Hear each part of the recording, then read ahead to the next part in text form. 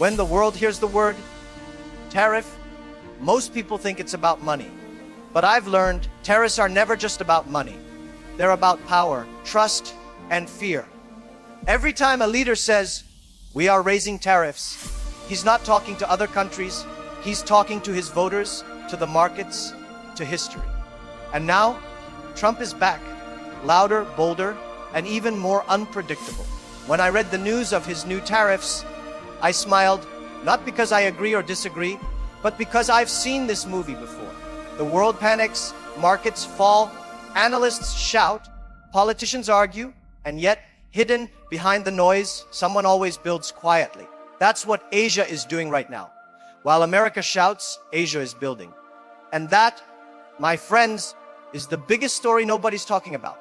You see, this new round of Trump tariffs is not like the one in 2018. Back then, it was steel, aluminum, and soybeans. This time, it's smarter and more dangerous. It's about AI chips, green technology, rare earth materials, and the lifeblood of tomorrow's economy, data. This is not a trade war, this is a tech war disguised as economics. When you raise tariffs on steel, you hurt factories. When you raise tariffs on chips, you hurt intelligence. That's why the consequences are far deeper this time.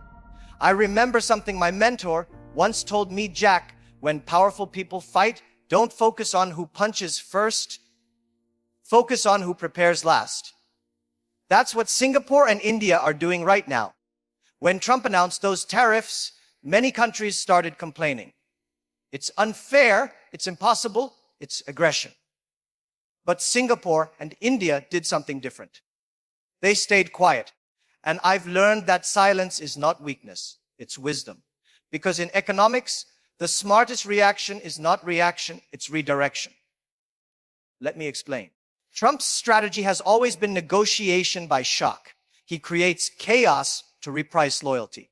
He pushes allies to see who's truly independent, who's adaptable, and who panics first. He doesn't hate Asia.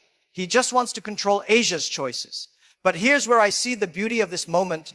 Asia has changed since 2018. Back then, Asia depended on the West's demand. Now, the West depends on Asia's stability. When Trump pushes, Asia bends, but it doesn't break. And in that flexibility lies power. Think about Singapore. The moment the tariffs were announced, analysts said, "This will hurt Asian trade." But look deeper. Singapore has already begun restructuring its logistics hubs, rerouting container flow through neutral ports, redesigning supply chains to avoid bottlenecks. That's Singapore's genius. They don't fight the wind. They build sails that move faster because of it. I still remember visiting Singapore in 2019 during the first trade war. Everyone was nervous. US investors were pulling out of China. Companies were uncertain. But Singapore quietly turned fear into opportunity. They built digital free trade zones, simplified customs for e-commerce, and became the bridge where American companies could still operate safely in Asia without being in China. That's called disruption arbitrage, turning global chaos into a business model. And I can tell you, no one does that better than Singapore. Because Singapore doesn't think in panic cycles, it thinks in preparation cycles. Now look at India. 5 years ago, India was an observer in trade wars. Today, it's a player. Why? Because India finally understood that self-reliance doesn't mean isolation. It means preparation. When Trump targets Chinese exports, global companies look for alternatives. And India is quietly saying, "We are ready." I recently met an Indian entrepreneur who runs a manufacturing plant outside Bengaluru. He said, "Jack, I never thought Trump's policy in Washington would bring business to my factory." That's globalization's irony. One man's tariff is another man's opportunity. But here's what makes India powerful right now: its timing. While others are reacting, India is building new ports, new policies, new infrastructure, new factories. It's not perfect, but it's persistent. Trump's tariffs have accidentally become India's marketing campaign. And Singapore knows it.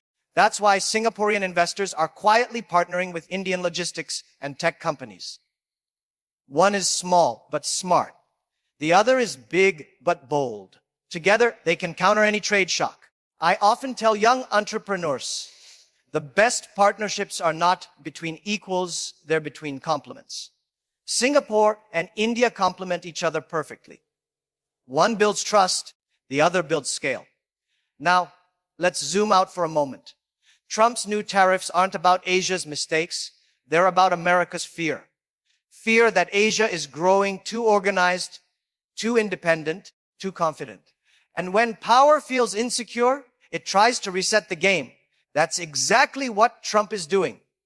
He's resetting the global board, moving pieces to remind everyone that the US still calls the rules. But what happens when the other players stop arguing and start innovating instead? That's what I call the Asian countermove. You see, the last trade war taught Asia something valuable. Don't fight a storm, learn to surf it. In 2018, China fought back with tariffs of its own. Factories closed, jobs were lost, fear spread. But in 2025, it's different. Instead of fighting back with anger, Asia is fighting back with adaptation. Singapore adjusts policy. India attracts new factories. Vietnam, Indonesia, Thailand redesign regional routes. Even Malaysia and the Philippines are upgrading tech zones to host displaced investments. This is not just a reaction. It's evolution. While the West debates, Asia iterates. And that's why I call this the silent counter strike. Because sometimes the most powerful strike is not the loud one. It's the one that rewrites the game without anyone noticing. Now, I want you to imagine this scene. In Washington, a tariff list is being printed. In Singapore, a logistics AI system is analyzing which companies are exposed and how to reroute supply in 48 hours. In India, factory permits are being fast-tracked to capture displaced contracts. In Vietnam, investors are signing land leases within days of the announcement. 4 countries, 1 rhythm, and none of them even need to call each other. That's Asia 2025. No slogans, no flags, no speeches, just results. I've often said, the loudest country doesn't win, the most consistent one does. That's why this new trade war will not break Asia. It will refine it. Because every external shock is a test of internal strength. Now let's look at what these tariffs actually mean. They're not just numbers on goods, they're signals about the future of technology. When you tax semiconductors, you're declaring war on intelligence. When you tax solar panels, you're slowing down the green revolution. When you block AI exports, you're trying to limit innovation to your own borders. But technology doesn't respect borders. That's why Asia's counter move is so powerful. It's not about revenge. It's about reinvention. I'll give you a simple example. When US restricted chip exports to China, Singapore quietly expanded semiconductor R&D facilities and data centers. When the West limited cloud AI collaboration, India launched its own national AI mission, training engineers at record speed. When tariffs hit EV components, Vietnam doubled its EV assembly zones. That's the pattern where others see punishment. Asia sees preparation. You know, sometimes I feel the world underestimates Asia's emotional intelligence. The West measures everything in GDP and policy. But Asia measures time, patience, resilience, and timing. When I built Alibaba, I didn't compete with Amazon or eBay by copying them. I waited until China was ready to buy online. Then I moved all in. That's the Asian way. Quiet, patient, precise. Singapore and India are doing the same today. They're not rushing to confront Trump. They're preparing to outlast him. And let me tell you something about politics. Presidents come and go, but systems stay. Trump's tariffs will fade, but the habits Asia builds now, self-reliance, diversification, cooperation, will stay forever. That's what I mean when I say crisis is the best consultant. Because in crisis, you see who's ready and who's reactive. Trump may have intended to scare Asia, but he's doing the opposite. He's forcing Asia to grow up faster. And that's why I believe 20 years from now, historians will not call this a trade war. They'll call it Asia's awakening. The next decade will belong to those who can turn fear into focus. And right now, Singapore and India are doing exactly that. I want you to remember something in business and in life. Your reaction defines your reputation. When you panic, you lose trust. When you adapt, you gain power. Asia's reaction to Trump's tariffs will define its global reputation for the next generation. If it panics, the world loses confidence. If it performs, the world will follow its lead. And from what I'm seeing, Asia isn't panicking anymore. It's performing. This is what makes me proud. Because for decades, Asia was always responding to the West. But now, for the first time, Asia is responding to itself. Singapore adjusting for Singapore. India building for India. Asia learning from Asia. That, my friends, is how real independence begins. Not through slogans, but through systems. When I talk to young entrepreneurs, they often ask, Jack, how do you deal with uncertainty? I say, by becoming the certainty. That's what Singapore and India are doing. Becoming the certainty in a chaotic world. And that's why the next global order will not be decided by loud speeches, but by silent builders. So, if you ask me, Jack, who wins this trade war? My answer is simple, the one who learns fastest. And right now, Asia is learning faster than ever before. And when I said Asia is learning fast, I meant something very specific. It's not learning to copy. It's learning to design. Design is the art of turning reaction into rhythm and rhythm into result. That is what Singapore masters best. Every time the global wind changes direction, Singapore doesn't fight it. It opens a new sail, quietly adjusts its angle, and ends up moving faster than those who shout. I once asked a Singaporean policymaker, why do you never panic? He smiled and said, because we panic early. That's strategy. Panic early, prepare early, move early. Right now, while most countries are still debating the meaning of Trump's tariffs, Singapore's banks, logistics firms, and research agencies have already finished their simulation drills. They know which sectors will get squeezed, which routes will get expensive, and which currencies will rise. They are not waiting for permission. They are recalibrating the map. That's why I often call Singapore Asia's insurance policy. When the world becomes unpredictable, investors look for the one place where rules don't change with moods. They find Singapore. But here's what most people miss. Singapore never pretends to be a superpower. It survives by understanding superpowers better than they understand themselves. That's wisdom, using smallness as precision. If America is the storm, Singapore is the compass. Now imagine what happens when that compass teams up with India, the continent of energy. One is the mind, the other is the muscle. One calculates, the other executes. Together, they can shift gravity. When I visited Bengaluru last year, I walked into an incubator full of 20-something engineers building software for American and European firms. One of them said, Sir Jack, we don't fear tariffs. We just need clearer rules. That sentence made me smile because clarity is the new currency. That's what India is learning from Singapore. Clarity of vision, clarity of execution, clarity of communication. And in return, Singapore learns from India how to think big again. You see, Singapore's challenge is not efficiency. It's imagination. India's challenge is not imagination. It's efficiency. So when they meet halfway, magic happens. Look at the data. Since Trump's tariff shock, cross-investment between Singapore and India has surged. Fintech, logistics, green manufacturing. The pipeline is flowing. And behind those deals are not just businessmen, they're bridge builders. I remember when Alibaba started investing in Southeast Asia. Many Western analysts said, why go there? It's fragmented, complicated, unpredictable. I said, exactly. That's where growth hides.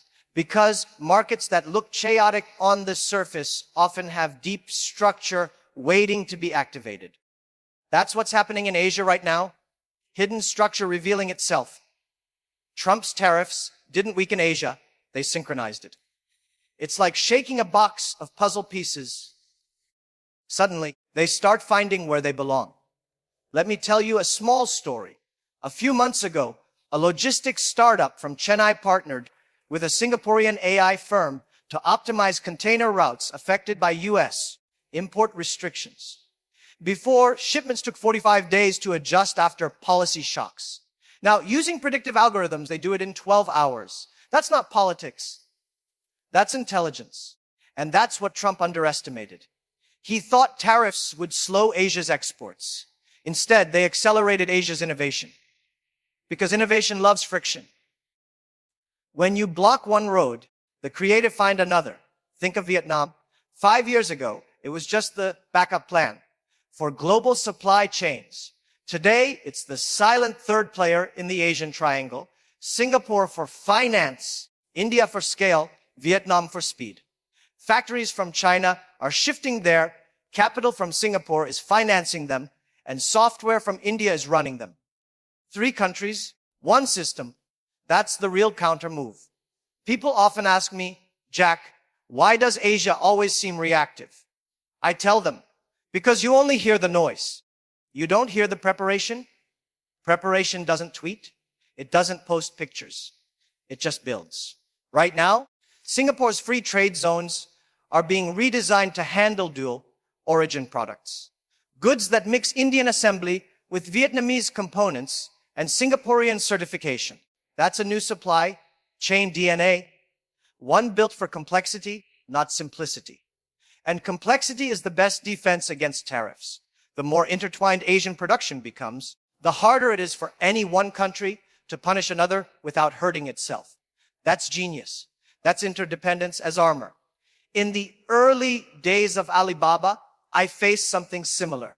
Western companies tried to isolate us with exclusive supplier contracts. We didn't fight them in court. We created an ecosystem so interlinked that removing one player broke the chain. Eventually, they stopped trying. That's how I learned networks outlive battles. Asia is building such a network now. Trump's tariffs might be the loud headlines, but the quiet footnotes are factories expanding, digital corridors forming, currencies linking. And here's the irony. While Trump promises to bring manufacturing back to America, capital is quietly flowing into Southeast Asia because business follows efficiency, not ego. You can raise tariffs, but you can't raise productivity by decree. That's why companies like Apple, Tesla, and Intel are diversifying production across India and Vietnam. And guess who handles the financial, legal, and insurance side of those transitions? Singapore. The state turns every geopolitical shock into a service opportunity. I tell young entrepreneurs, don't try to stop the storm, sell the umbrellas. Singapore is selling the umbrellas. India is manufacturing the fabric. Vietnam is stitching them together. And the world is buying protection from uncertainty. That's how the East wins quietly. By providing stability in an unstable era. But make no mistake, this cooperation didn't happen by accident. It happened because Asia finally learned the oldest business lesson: compete externally, collaborate internally. In the 2000s, every Asian nation wanted to be the next China. Now they want to be the best partner to each other. That shift in mindset is more powerful than any policy. Because competition builds ego, collaboration builds ecosystems. Trump's tariffs, ironically, have done what no summit could. They've forced Asia to think as one. I was reading a report recently showing that intra-Asian trade now exceeds Asia to West trade for the first time in history. That's the silent revolution. While politicians debate globalization's end, Asia is quietly re-globalizing itself. I want you to picture this: a Singaporean banker approving financing for an Indian solar panel factory that exports to Vietnam and installs in Indonesia, all denominated in digital currencies cleared in Singapore. No Washington, no Brussels, no middlemen. That's the new world order. Decentralized, diversified, distinctly Asian. And yet, it's not aggressive. It's pragmatic. Asia's strategy is not to replace the West, it's to reduce dependence. Independence through interconnection. That's what I call smart sovereignty. Not isolation, not submission, balance. Now, Of course, balance it. There will be tension, mistakes, pride. India will demand recognition. Singapore will demand precision. Vietnam will demand speed. But as long as they all demand progress, it will work. Because progress forgives imperfection. In every crisis I've survived, I learned one golden rule. Don't waste energy proving you're right. Use it proving you're ready. Trump's tariffs made Asia ready. Ready to manufacture, ready to innovate, ready to lead. And readiness, my friends, is power in disguise. I once told my team, when the giant moves, don't run, measure his footsteps. That's what Singapore and India are doing now, measuring Trump's footsteps, predicting his rhythm, turning his shockwaves into maps. That's why I keep saying this is not a trade war anymore. It's a mindset war. And mindset decides the century because tariffs expire, but thinking habits remain. If Asia learns resilience now, no future policy can hurt it. So the question is not, will Trump win? The real question is, will Asia mature? From what I'm seeing, yes, it already has. You can feel it in the tone of leaders, the calm of investors, the confidence of entrepreneurs. Asia is no longer begging for access, it's building access. No longer chasing validation, it's setting standards. That's what real confidence looks like, quiet consistency. When I walk into meetings in Singapore or Mumbai these days, I sense a new energy. Not arrogance, but certainty. A belief that we don't need to ask permission to grow anymore. That belief is priceless. Because once a region starts believing in its own systems, no tariff, no speech, no headline can stop it.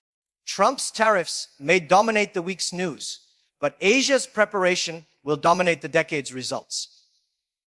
And in that equation lies the true lesson. Don't fear the tariff. Understand the opportunity it hides. Because behind every obstacle, there's an opening. For Singapore, that opening is financial leadership. For India, it's manufacturing credibility. For Vietnam, it's logistics speed. Together, they write a new chapter. One that doesn't shout, Asia first, but simply proves Asia ready. That readiness will speak louder than any tariff ever could. When people talk about tariffs, they see containers, customs, charts. But I've learned something over a lifetime in business. Every policy is really about people. Behind every container is a worker, a designer, a small dream trying to survive a large decision. That is why this moment matters. Because these new tariffs are not just numbers between America and Asia.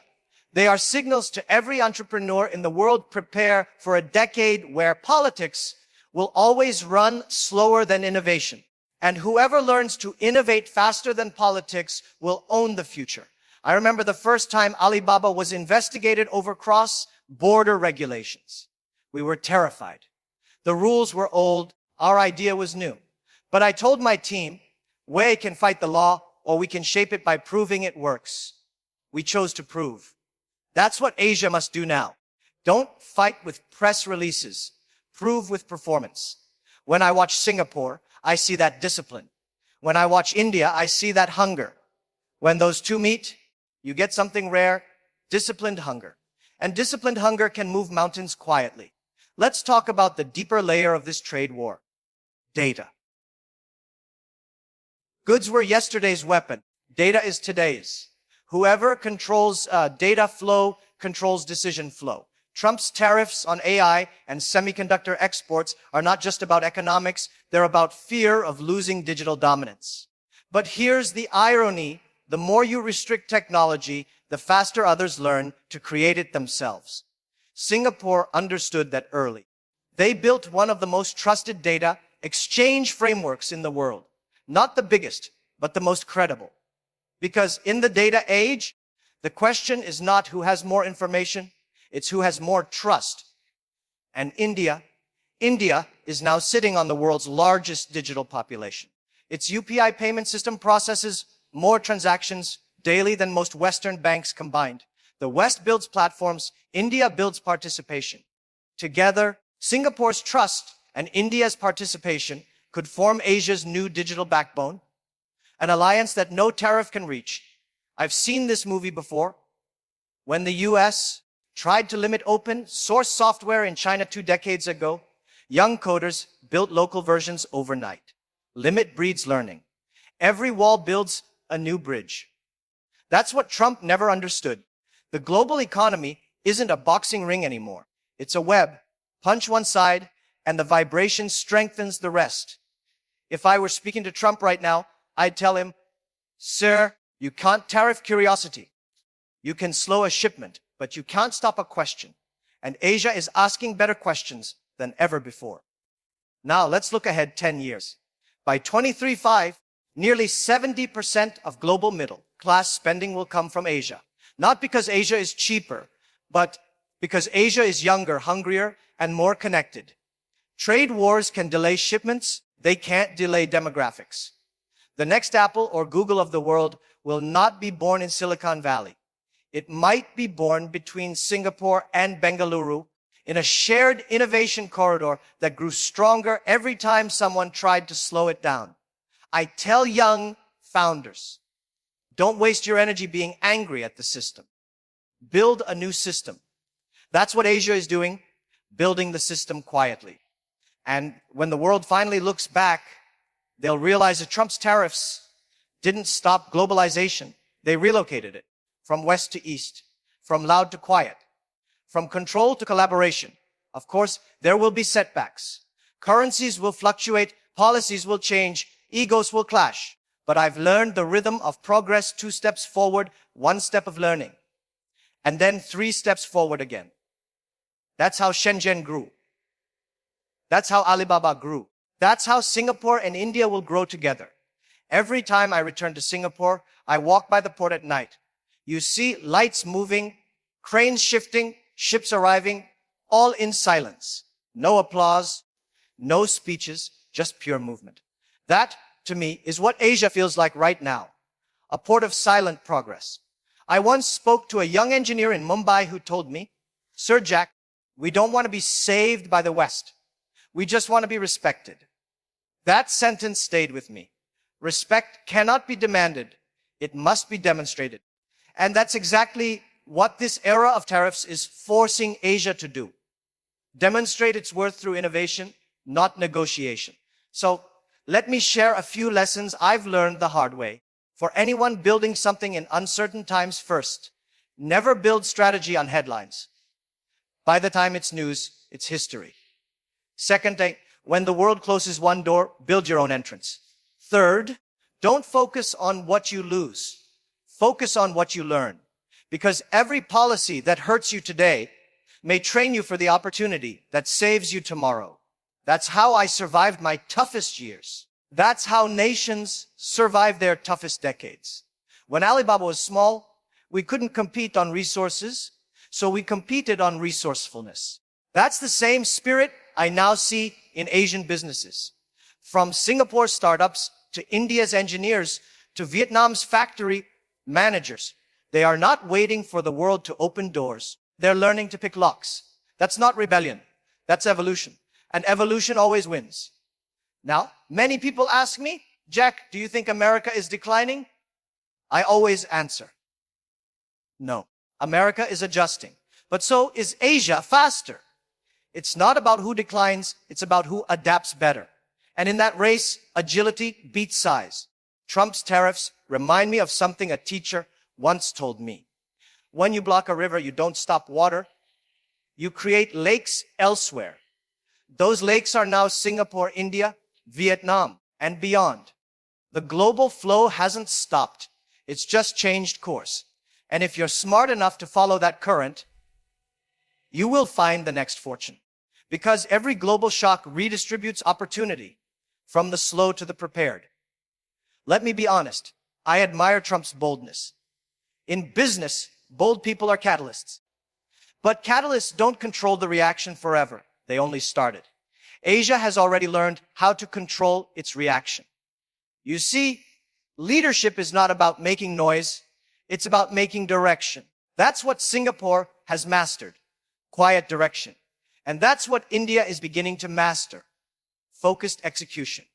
10 years from now, when new leaders rise in Washington or Beijing, these two nations will already have built something far stronger than alliances: resilience. Because real power is not measured by how much you export. It's measured by how quickly you recover. When the next crisis hits, and there will always be a next one, the countries that use this tariff war to train their systems will rise automatically. I've always believed that the best time to plant a tree was 20 years ago. The second best time is during a storm, because storms make roots grow deeper. Trump's tariffs are that storm. Asia is growing roots. So if you ask me, Jack, what's your warning to Singapore and India? My warning is simple: don't get comfortable. Because success is a sedative. It makes you sleepy. And the world never stops changing. Keep reinventing yourselves. Singapore must stay young in its thinking, and India must stay disciplined in its dreams. If they do, this partnership will not just survive tariffs, it will define trade itself. The next generation will not talk about trade wars. They'll talk about trade webs. And the web being woven right now across Asia will be unbreakable. Not because it's strong, but because it's flexible. I'll end with a personal reflection. A few years ago, during one of my most difficult times as a leader, a friend told me, Jack, storms don't break eagles. They teach them how to fly higher. I think that's exactly what these tariffs are doing to Asia, teaching the eagles to fly higher. So my message tonight is not about fear.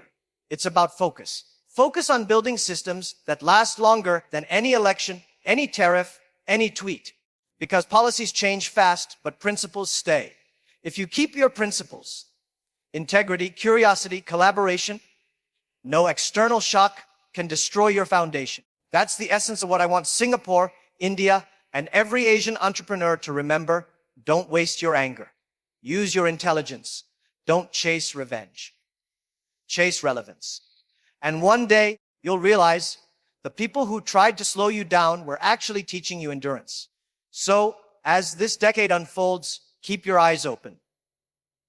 The trade war headlines will fade, but the quiet builders will remain. Be one of them, because history is not written by those who shouted the loudest. It's written by those who worked the longest. Thank you, my friends.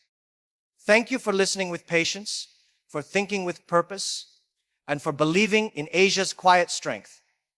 If this message resonated with you, share it with someone who still believes that power comes from noise. Remind them the future belongs to those who can stay calm in chaos. And when you're done, go back and watch our previous discussion, Singapore's silent move, how the Johor Singapore SEZ could rewrite Asia. Because that story began this one. The SEZ was the foundation. This tariff shock is the test. Stay humble, stay curious, and never stop learning. Because learning is the only thing the world can never tax. Thank you.